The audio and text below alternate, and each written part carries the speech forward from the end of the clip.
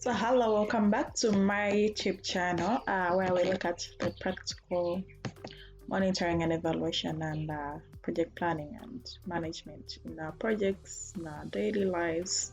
So today we are looking at the different approaches to monitoring and evaluation.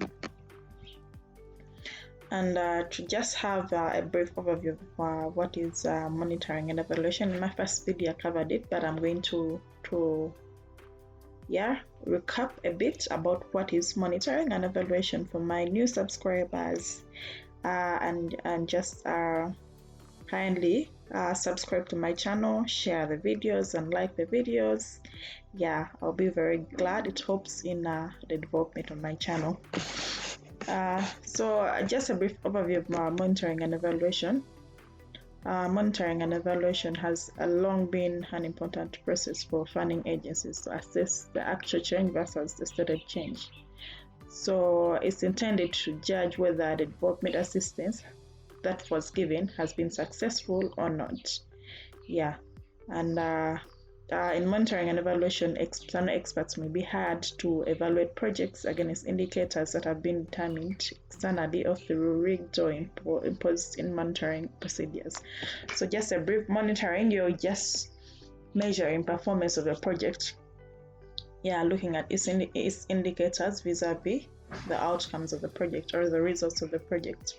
And in evaluation, this is done on after a long-term basis. Maybe if a project is 5 years after it has ended, after the 5 years, then you can evaluate the project that were the results intended for this project achieved.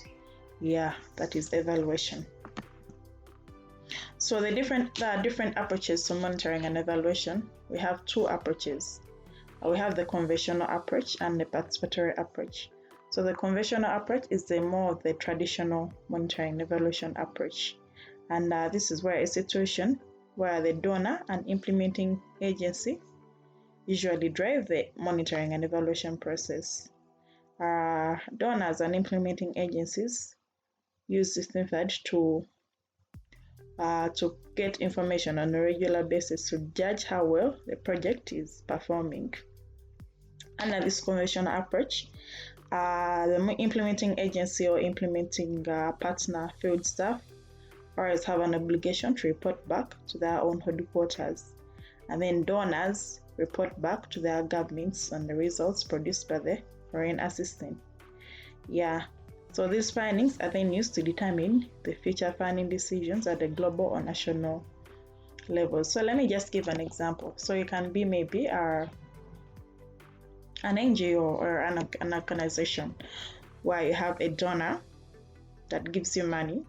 This donor gets the money from its government. Let's say if the donor is a German agency that gets money from its German government, to give to you, the Ugandan implementing agency. So that's how it works. It's a conventional approach. So in this approach, you, the implementing agency, maybe if you're a Ugandan organization, let's say CASE, you report back to your donor in Germany, and then the donor in Germany reports back to its German government. So in this process, the monitoring and evaluation is controlled by these three bodies. So under this conventional approach, still a continuation, the donor and the implementing agency define the expected outcomes and the designated indicators against which to measure achievement, as well as the acceptable means of measurement. The donor also defines the reporting frequency, how many times a year the report must be filled. In some of these cases, the staff who collect the monitoring data are not always sure why they are collecting the information and pass it up the chain of supervisors until everything is eventually incorporated into a report for the donor. So as I mentioned, still, here the donor and you with the implementing agency or partner. The donor defines the expected outcomes of this project and also its indicators against which you measure progress or achievement. And then a reporting frequency is also set by the donor of how many times you're supposed to report to them. They may also give you formats of reporting, and then you, the implementing agencies, together your staff, you just fill in information which you give back to this donor, and then them they compile a report to give to the government agency. Yeah. Monitoring data collected under these circumstances are not often analyzed by the field staff, and they are infrequently used to make decisions about adapting the project strategy. So you and your field staff literally have little control over this monitoring process. You just fill in information, have no power in decision making over adjusting strategy. All this comes from the donor who reports back to its government. At the end of the project, the donor normally requires an external project evaluation. Yeah, this is carried out by a team of experts who visit the project site and collect the necessary data. So after the end of the project, this donor will always require you to do an expert evaluation or external evaluation that will assess the results of the project. While many donors recognize the importance of sharing evaluation reports with their development partners and local communities, it's not unusual for these stakeholders not to receive a copy. In these circumstances, you, even the implementing agency, even the stakeholders that were involved in the data collection may not receive a copy of the report. So it's a very controlled, traditional monitoring and evaluation. Yeah, outside experts are called in to assess the performance under the external evaluation that the donor may require you to do after the end of the project. Also, various partners have continued to use the conventional M&E, but many development actors are becoming very increasingly aware of its limitations. But so particularly its limitation, it limits the capacity development of you, the implementing agencies and your staff. There is limited participation, there is limited of the different stakeholders in the project. There is limited participation, as I said, in regards to you adjusting any strategies. So most donors are now being aware of the limitation of this conventional approach.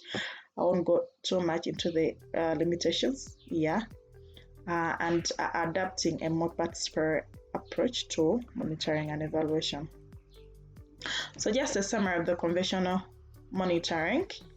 As I said, we have the government, the donor, and the implementing agency.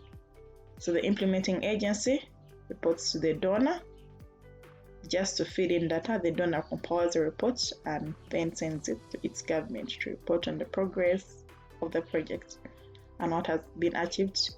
And then decisions are made at a national global level and then fed back again to the implementing partners. So here we don't see any of the other stakeholders under the implementing partners being actively involved or taken through this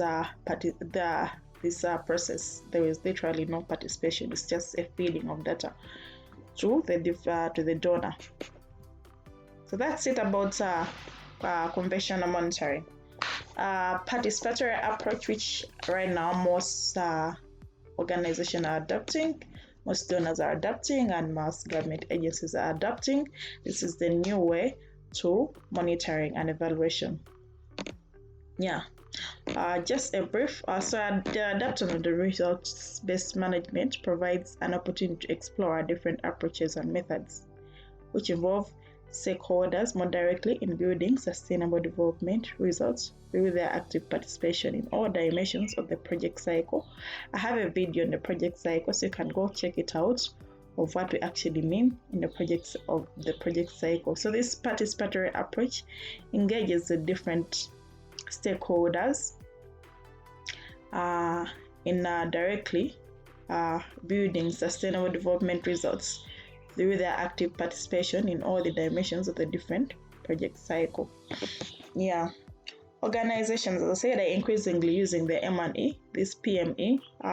Just to summarize it, I'm going to refer to it as PM&E for both internal and continuous learning and performance improvement.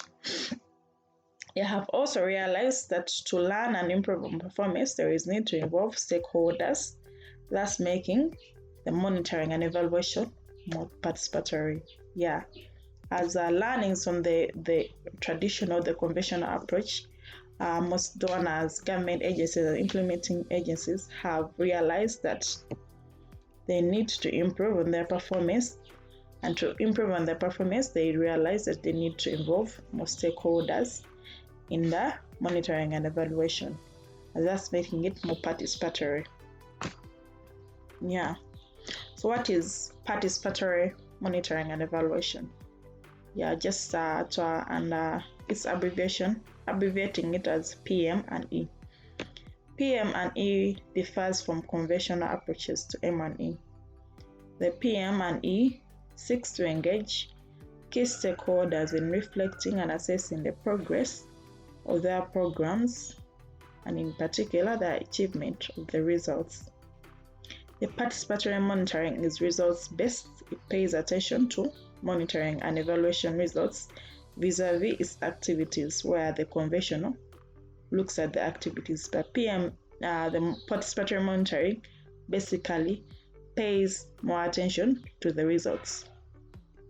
It involves adjusting project strategies and activities in order to meet the project results. Under the participatory monitoring, as opposed to the conventional, because it's participatory, every stakeholder is involved. You can easily adjust the project strategy and activities to achieve the results. As I said, its attention is mostly to the results. Vis-a-vis the conventional, where I said it's the donor that controls the adjustments of the project strategies. The implementing agencies have no control. But in PM&E, you can easily adjust, as the implementing agency, the project strategies and activities to achieve the project results. And these results are stated cohesively with all the stakeholders, vis-a-vis the conventional one, where the donor is the one that sets the results.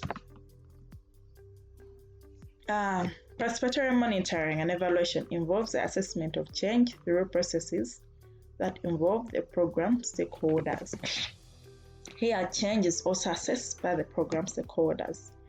Through negotiation, consensus is always arrived at how progress is to be measured and how the findings are to be acted upon.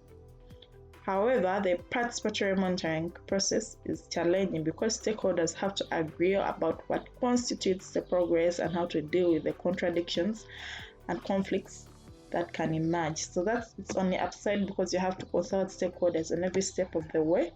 But if you have a consensus with everything, it becomes very easy. Yeah.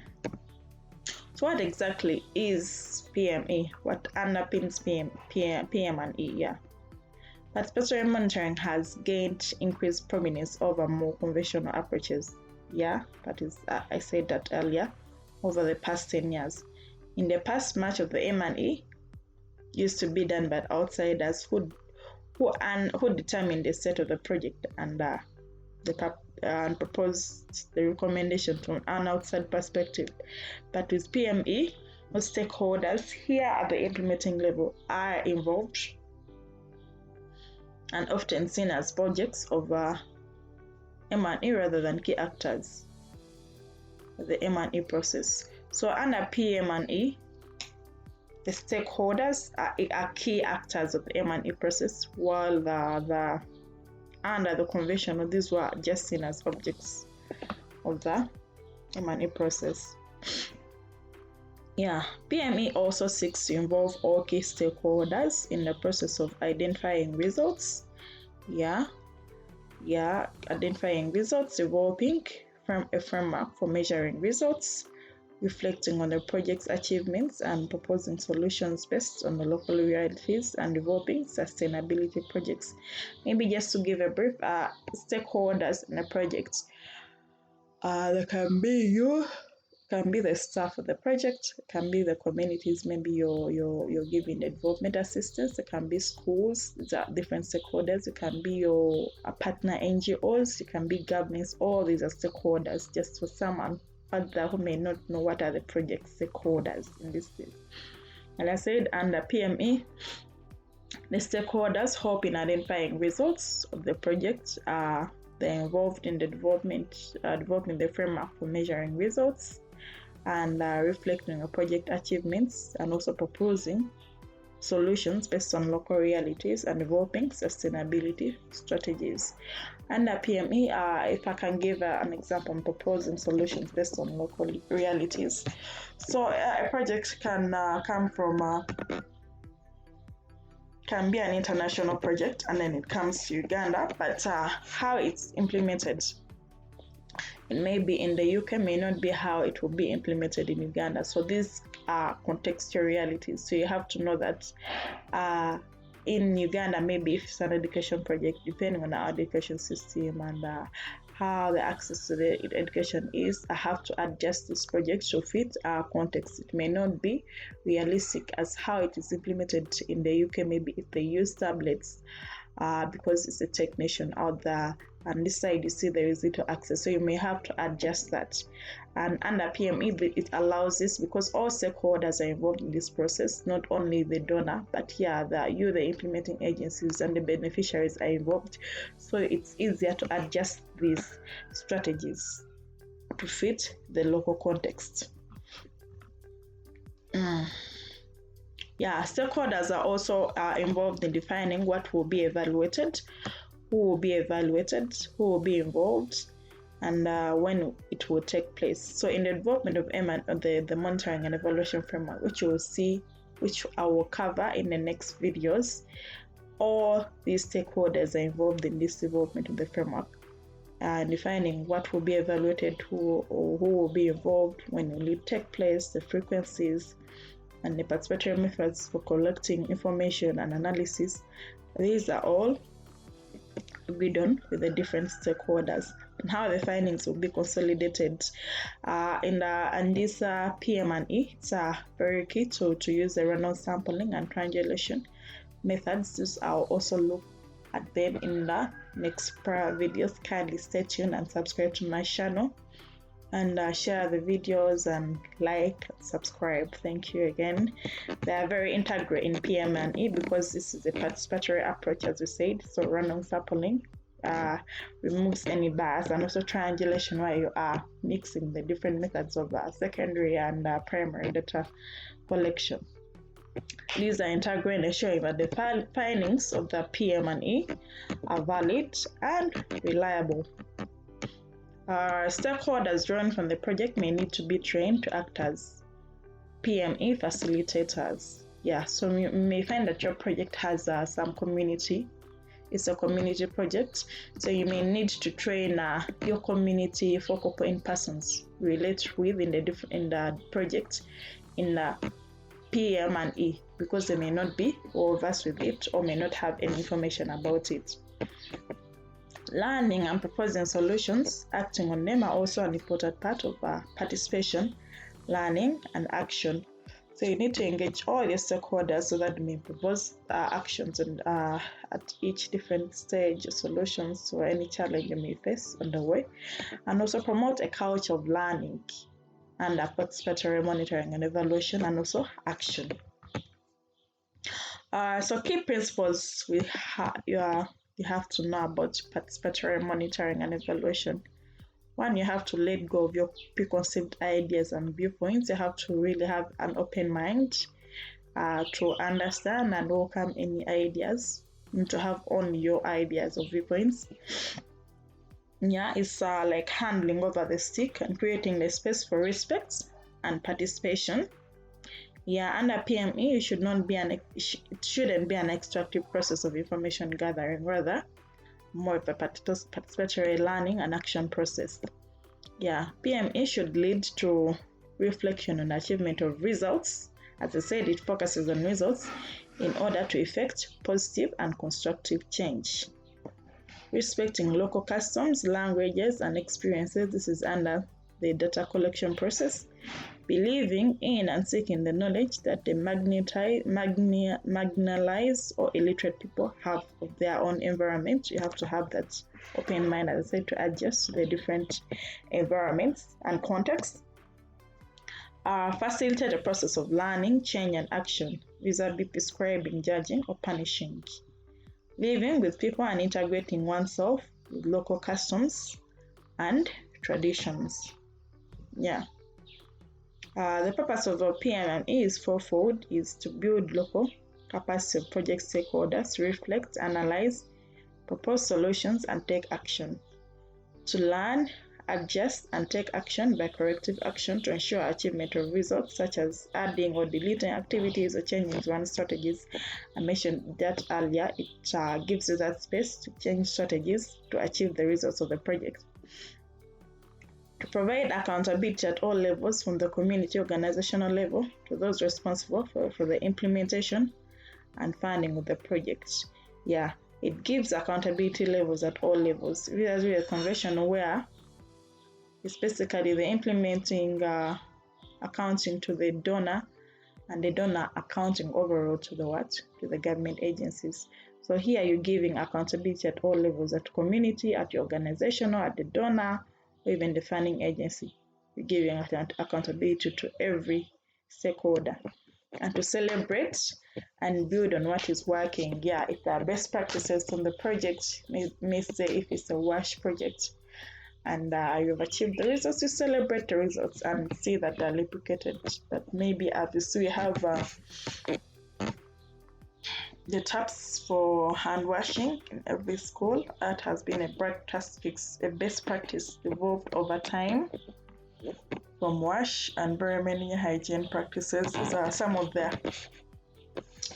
results you can build on and celebrate from your project, because it's a participatory monitoring. Every person is engaged in the monitoring. Yeah, so just this is a summary of the participatory monitoring and evaluation. One is to build local capacity, to celebrate and build on what is working, to learn, adjust, and take action, and also more stakeholder accountability. Yeah. So to give an example of PM&E, as I said, you can, if it's a training, you can train your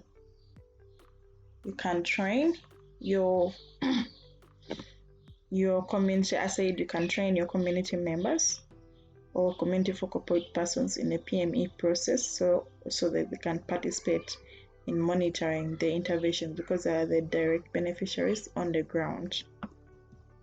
Yeah, this is a cyclical process of PM&E, the participatory monitoring and evaluation. Under this, we see the first one. You have to review what has been done, then introduce the participatory monitoring and evaluation to the different stakeholders. You identified in a stakeholder analysis. Yeah, after that, you identify information and training needs of each stakeholder. After you've identified the training needs, these come from clarifying the objectives and results of the project. And then you reflect on them and then do the training in the participatory monitoring and evaluation to the different stakeholders that will be engaged in this process. Yeah, after the training, you may reflect on the training, whether there is need for improvement in the training process. Then after that, you determine what to monitor, who and when. This is based on the results, the indicators, and the tools to be used in the PM&E. So this is also in the framework development, the M&E framework development, what to monitor, who and when. After that, you collect and analyze the information. Here, the field staff, practitioners, maybe community focal point persons can be involved in this process to make it more participatory and learning for everyone. Then feedback is given back to the communities, leaders, and the project stakeholders. The donor feedback is given after the collection, analysis, and reporting. Yeah, and this is the cyclical process of a project participatory monitoring and evaluation. Yeah. So thank you very much. This has been it. This is a big. It's still a deep concept. I'll look more into it in other videos. Thank you for all my subscribers. Please continue subscribing and sharing the videos, and let's continue learning together.